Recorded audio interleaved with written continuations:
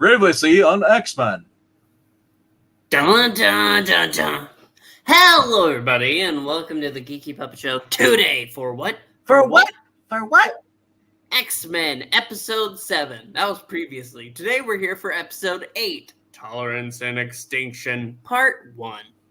And this is the start of a three-part finale event for, honestly, one of the best things Marvel has done in the last, 3 years. Let's just start off saying I was looking at IMDb as far as the rating for episodes.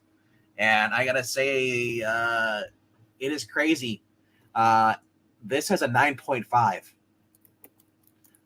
The only thing higher than this is episode 5 where Gambit bites the dust. That's a 9.8. And I mean, just everything. It deserves it. I mean, these are awesome, and these are based off of over 1,000 people liking it. So yeah. First thing we should talk about is we see Magneto is now he's being kept in the sex dungeon. His wrist. Yeah, I mean, the show starts off with Cable in the war room with them revealing the X-Men, his timeline, and explaining everything about who, how this all came about. His, that he lost track of Bishop, and Bishop basically they got separated, so he got sprung farther in the future without Bishop. And we also get to see Jean before this. You had Jean was talking to Cyclops, and Cyclops being he's every time I go walk in the room, Cable leaves. He's bad. He's basically feeling bad for himself. Daddy issues. Daddy issues, basically. I failed him as a father. I thought it was my fault. And I love how Jean grows in this episode. How it's technically not her. It technically is her kid, but it's not her kid because her clone had the kid with Scott. But and she talks. I love how she has this conversation with Nightcrawler. Nightcrawler says, it's family isn't blood.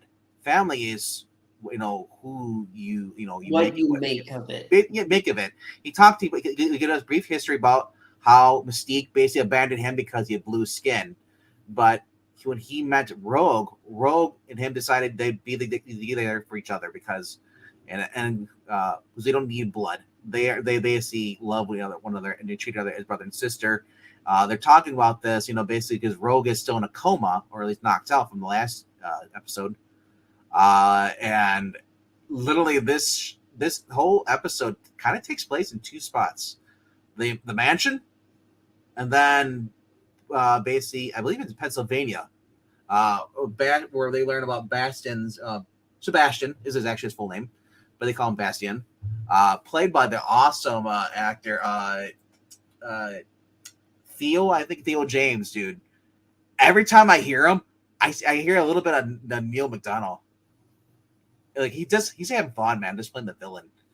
But not Norm McDonald. But we also get this really creepy thing. It's basically we learn that Nimrod basically left his bio seed in his dad, scooped it up as a janitor at the school, mopped it up, and went inside him, and it basically when he had relations with his mother, and then he was born, he became the first Sentinel hybrid human born. It is just messed up how this kid, and this how he had problems. He could hear technology. He couldn't see it. That's all he could hear was the machine stuff, and and eventually he somehow along the way he just felt like humans were they're meaningless, and he somehow for 300 years of war there happened. Basically, the Cable's talking about this. There's a enslavement of mutants eventually, and basically learned until they had a human utopia. So it was just kind of messed up about all this. And then of course we see Magneto. I didn't grab a screenshot of this because I just thought that was just too homoerotic. He's basically in his underwear, his tidy whities, basically on an X torture device, and he has a Genosha collar on him, and he refuses to talk to Sebastian. Won't refuse to say anything. Obviously he's been there for about a couple of days or maybe even weeks. We don't probably know. But we see a familiar face that unexpectedly approaches him. Dude, I what's her name? Val, was it Val or something? The Oh, what is her name? She's I'm oh, trying to remember now. I know, right? Val Cooper. Yes. Basically shows up there, and it turns out she's been working with Sinister and Bastion. That's like, but she said she apologizes to Magneto, saying I didn't know he was going to like destroy, attack Genosha's up, and she notices the barcode on it, the Jewish hostages. Yeah, because that's what camps. That's what happened in the Holocaust. They numbered them. Yeah, so she felt so bad, and she's like, tell me I'm wrong, and then ultimately she lets him go. Which that'll lead to, we'll talk about when we get the end part, what Magneto does. But so basically, like Cable, his son, Cyclops, or not Cable's son, no, Cable, his father, Cyclops, and then Jean Grey take the X-Bird, or what's called, I think it was, anyway, they take the plane, the X-Jet, they go to Pennsylvania. They see his creepy old mother there, and like, oh, Sebastian said he'd be there, come pick me up, and all. And it's like she's in a rocket chair. He's like, they walk in his room, and like they see him, his childhood, like all his pictures, all stuff, and then she like, I love this, and this is really cool too. Like when you see, for those who don't really watch a lot of zombie movies, when someone would turn into a zombie, their neck cracks and all stuff, like we saw with Bolivar Trask in the previous episode. His mother becomes a Sentinel hybrid, and then the people in the town become them, and they basically chase them. So basically, like Cyclops, like, well, fuck this, let's leave. They go in the jet and fly away. It is, and they're being chased. And then now this is a product placement for anything I've seen for these toys. And I know they have stuff. When the plane crashes, or the crashes, he drives out in his Porsche. Which I love that fact that Cable made a comment about that. You have a Porsche, and they're driving, and then they get to see the teamwork. And they're both be buried alive in this tunnel. Like they use their teamwork to get out of there. The car explodes. Wolverine finally, after 8 episodes, 7 episodes before this, Wolverine finally gets a time to shine, dude. We finally get to see Wolverine going all out badass.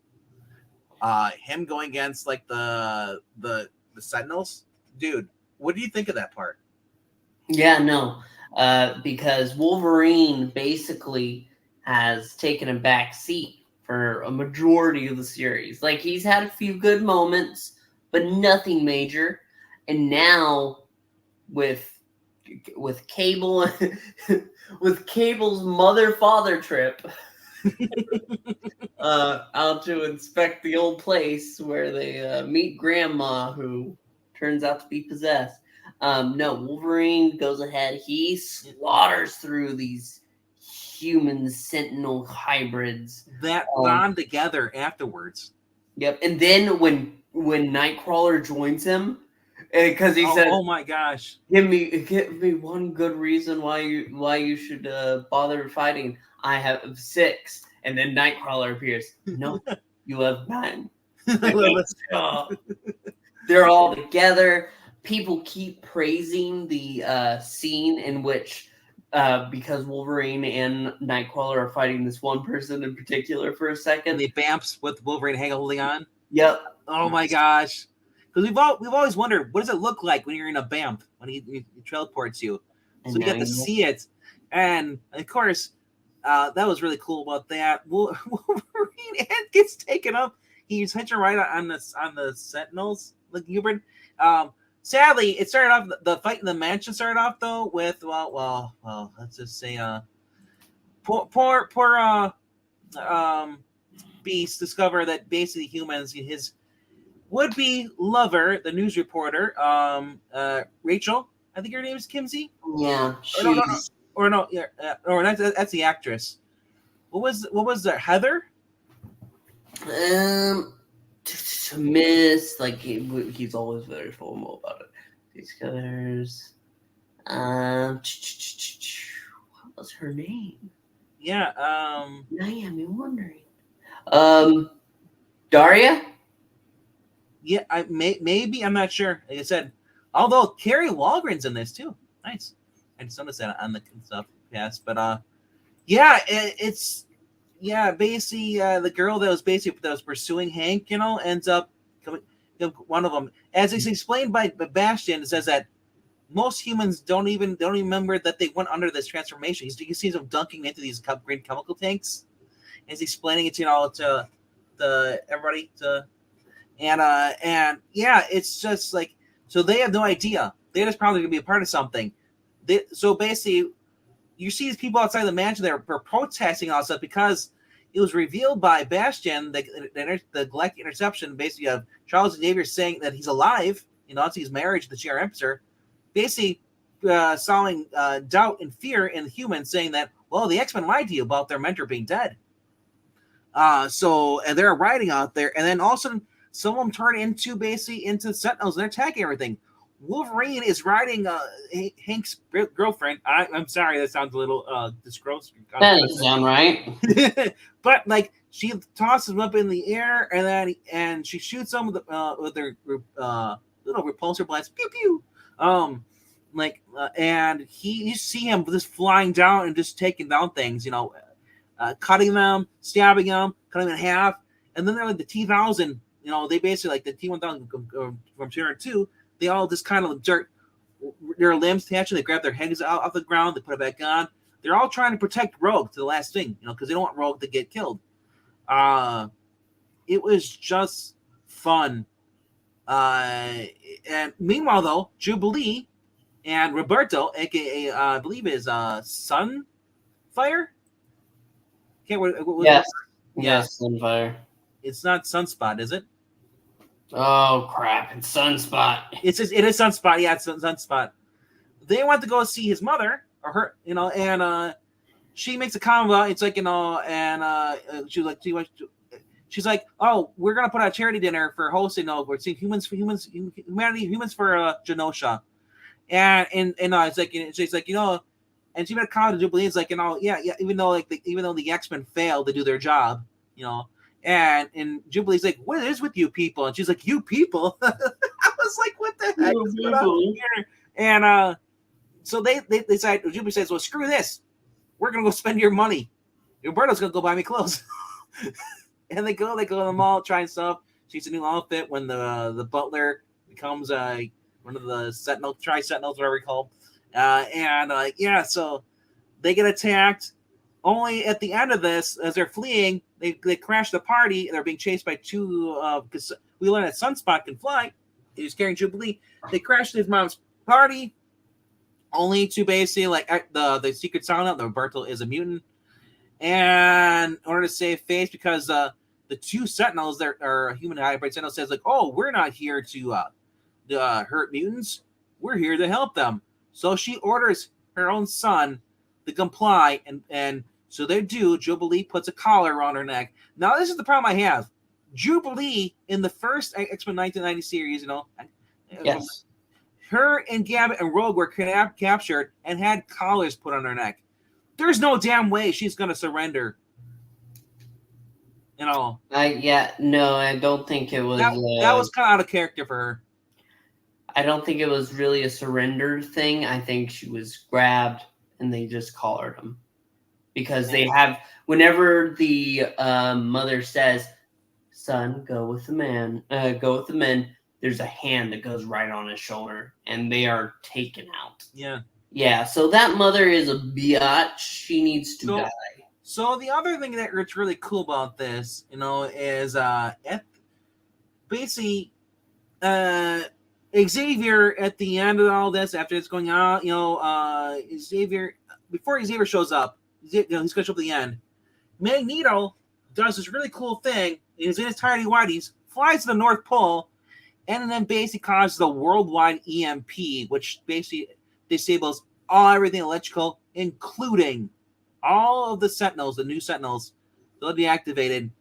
While the X-Men are and while this is going on, while he's doing this, these pulsive rays are going on in the EMP. Omega Red wakes up in his chamber somewhere. Spider-Man, which is really cool, he's somewhere in there, there's a little web swing and flip and lands on that building, and then he notices all the power goes out in New York. What's really cool is you see the animation right there. They use the animation style that they use in the original 90s. I love it. It's not, it looks so close to the original compared to how the X-Men look. The X-Men is new, like a hybrid. I really hope that they could spawn up from this and actually have Spider-Man have a bigger part. But I got feelings this is going to be a cameo. But I would love them to revive the original X-Men. Since they do the X-Men, bring back the Spider-Man series. Bring back the original actors. They're still alive. The only one who's not alive is Jameson. And you can really, now you have Disney money, you can get the actual MCU, guy, the actor to play Jameson in this. He did it for the 2017 Marvel Spider-Man Disney XD cartoon. So why not continue? J.K. Simmons. Yeah, J.K. Simmons. Yes. He is J. Jonah Jameson. But I say that as the other J. Jonah Jameson. In reality, he is the main J. Jonah Jameson. Yeah. So I am his less cooler parallel world counterpart. You guys can, besides from all that, you guys can actually do it, make it really cool. I don't know if they'll ever do that, but maybe with the success of the show, maybe they'll be like, you know what? Let's actually do it, and let's actually give people a proper season where he's, and they fix that crap where where Mary Jane was lost in a portal dimension. I hope that basically they wrap it up. Anyway, getting off track. Also, who also hears the policy going on as we get a cameo, Silver Samurai. Yes.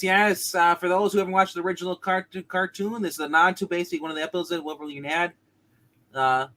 Basically, Wolverine was banging his the girl he liked. Anyway, so at the end though, a ship crashes. We got this guy like this praying mantis looking helmet guy in the helmet steps out, and he says, "To me, my X-Men." Which is really cool. It's a callback to the title of the first episode. Yep. So, yep. And it's just great. So we're going to end part 2 because this is part 1 of the season finale. It's a 3-part event. The next 2 episodes for the next 2 weeks are basically the final 2 episodes of the season. Don't worry. It looks like they've already been renewed for season 2, or at least it's already been written over on IMDb as far as like the title stuff. It's been. So yeah, it's been in production. Yeah. So this series has been fantastic. If you are not watching X-Men 97, you are really losing out. If you are at a stance that, oh well, I don't want to give Disney Marvel my attention. Yeah. You're making a mistake. You're just making a flat out mistake, because this is fantastic.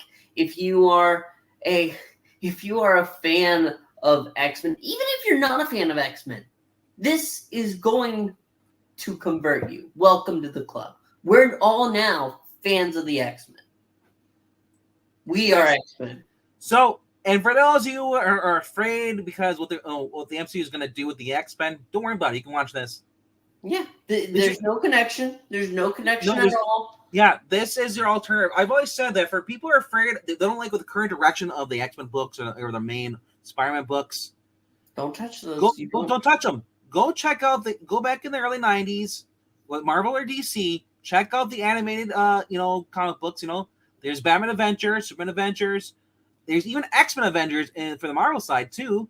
And currently right now, Steve Fox, who's the guy who normally wouldn't touch his stuff with a 14-foot pole, is doing the prequel or adapted comic book of X-Men 97, going to this. And he's actually being faithful to what you see here on the actual show. So don't be worried about that. It's actually been pretty cool. There's always stuff, alternative you can find and stuff. So don't judge everything because you saw one version. Doesn't mean every version like that's going to suck. And if you should not hesitate. This show is so good. It is something that you will not regret investing your time in. Yes. As a wise man I knew once said, it's so good. Like a fellow once said, this is a kick in the head, and you want it. Yes, it will kick you hard in the head, and you'll ask it to do it more. The only thing the only thing that feels cheap on here is Morph. Morph is like, well, we ran out of budget to have other characters narratively, so we're just gonna have a guy who basically is he shapeshades. Like this episode, he shaped into Juggernaut, the Juggernaut, which was really cool. Juggernaut bitch. Yes. And like he turns into Lady Strike in some of the other episodes, or Psylocke and stuff. It's cool to see the animation style, but I mean, I would really like to see some of those characters pop in. Replace Morph with Psylocke was really cool for the next season. I think Morph still has more to offer because he had more of a connection, and they touched upon it lightly that he has a real connection with Mr. Sinister. Well, he does in the first season. He gets into being kidnapped and experimented on. Yeah, and he actually goes dark. Yeah, so because in the very first episode of the very first season, he's seemingly captured, and Logan wants to go back, but they refuse to go back from him, and then it causes basically a break or standoff in the between Wolverine and Cyclops hitting each other. Him calling Cyclops a dick. But Morph does come back and he's kind of evil, but then he gets over it. And actually, if those who, I think it's episode 2 where they go to confront Sinister after learning that it's episode 2 or 3 where they learn that that Jean is a clone. They end up going over to actually no, it's episode 3. They go back. That's what we get Madeline Pryor. Morph addresses that he had been previously experimented, his connection with the Sinister. I don't know if they're going to touch in on that because it's already been done. But obviously they did additional Roberto. It's kind of cool for the younger kids in the spot because to me, Sunspot never really was an interesting character to me in the New Mutants. I think he's neat here, though. I've grown to because initially he's kind of obnoxious, but he's a good echo of what Jubilee was in the original series in that first episode. Can we also talk about something else? What's that? We had Bishop, a black man in the beginning, and then they replaced him with a white man named Cable. They're different characters. I know different characters, but it's funny though. Like the both time travelers, like, yeah, I don't know. Anyway, this was a badass episode. It's been Sabretooth was in. Actually, no, he wasn't in this. Sabretooth was actually brought in the Steve Fox X-Men 97 comic book, which is currently on sale over at Marvel. He was brought in there. They had a fight with Wolverine, and Morph intervened. But normally, if you want to watch, those are like, oh, I want to watch Wolverine versus Sabretooth, go watch the original series. You get a lot of that. You get Wolverine going on his own. You get that too. But even with Omega Red too, he gets to stand out a couple episodes. I love it. But I would love to see Spider-Man interacting because now this is a worldwide event. Because what Mato did to the AP, I want to see some of these characters coming out, and especially at the fight against these hybrid Sentinels. Wolverine and the Avengers should be there, along with Spider-Man as well. Yeah. Well, there's different ways it could go. I think this is edging on like Civil War territory. Well, this is edging on X-Men versus Avengers. But you know what? Because they saw Captain America. I've always said that. Listen, there are ideas that when they are created, they are rough, they are not executed well, and they are poor decisions. But when something is adapting that, they make it 10 times better. They make it an idea that you can agree with. That is something like, oh, wow. I like this narrative choice. I like the story they're telling here. I mean, like, that's a lot of people with, they don't like Kate Bishop's Hawkeye. A lot of people don't like it. But in the Hawkeye show, she's a really good character. You care. You really enjoy it. And there are other examples, but I don't want to get into that. I just want to say this show has done a great job. It has made a fan out of me. I've never really cared about the X-Men. I have like the briefest knowledge of them, but now I'm trying to get more into it because this show is just that good. I'm trying to watch the original show. I'm trying to read more comics. Yeah, do it. Watch it. And then leave a comment down below. Let us know your thoughts. Please like and subscribe. It does help out the channel. Anything to add, Froggy? All I gotta say is that for those of you, if you made it this far in the review and you haven't watched the show, you're kind of spoiling it for yourself. But I mean, even then, it's we can tell you what's going to happen, but until you see it for yourself, it's not going to really be as amazing. We can only tell you so much. That's one of the reasons why we don't show clips on here, because we want you to actually go out and watch it yourself. Other than that one time Froggy showed you. Well, I mean, you were traumatized. Justice for Gambit. They Wally West him. Alrighty. That's all for tonight, folks. Thank you so much for watching. We'll see you next time. Goodbye. Until next time, my X-Men. Good night now.